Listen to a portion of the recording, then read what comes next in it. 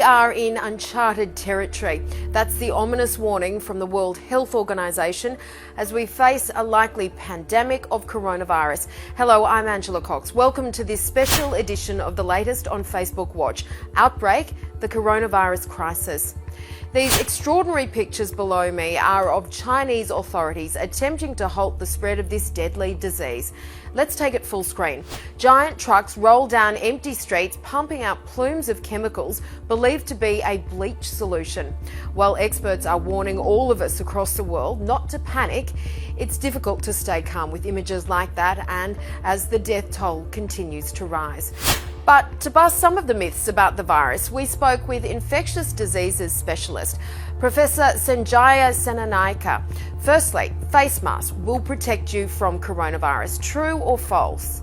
True if in hospital and seeing patients with healthcare workers and wearing your personal protective equipment, or at home looking after a sick relative. False if you're talking about just walking into the community. Antibiotics will treat the virus. True or false? False. Antibiotics treat bacteria, not viruses.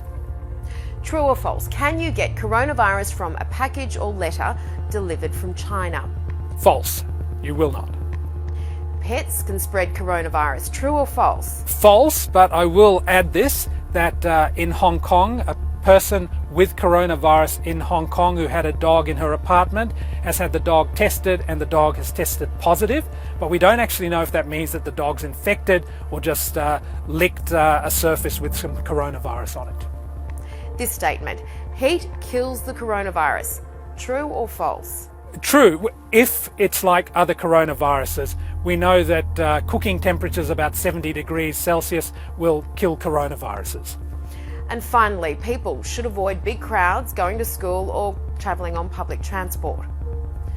At this moment, no, but there may come a time as this outbreak gets bigger that the government will advise us to do that.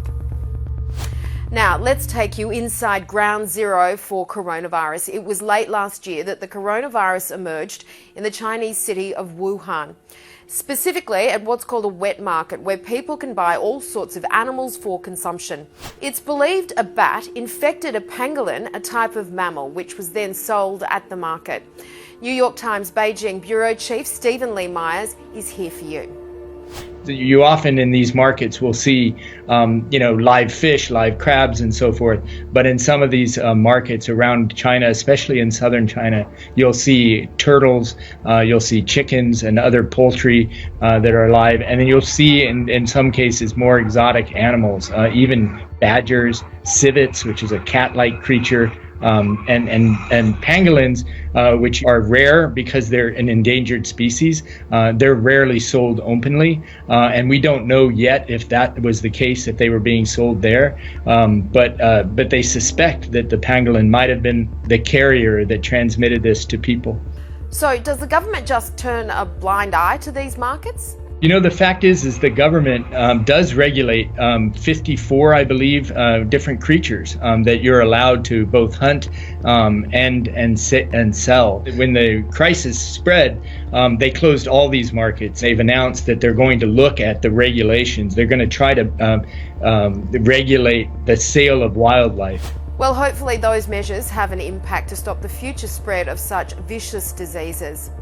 And with so many statistics filling our news feeds each day, it's important to remember the innocent souls who make up those numbers. They're much more than a death toll. They're fathers, sons, mothers and daughters and friends, all taken way too soon by this insidious virus.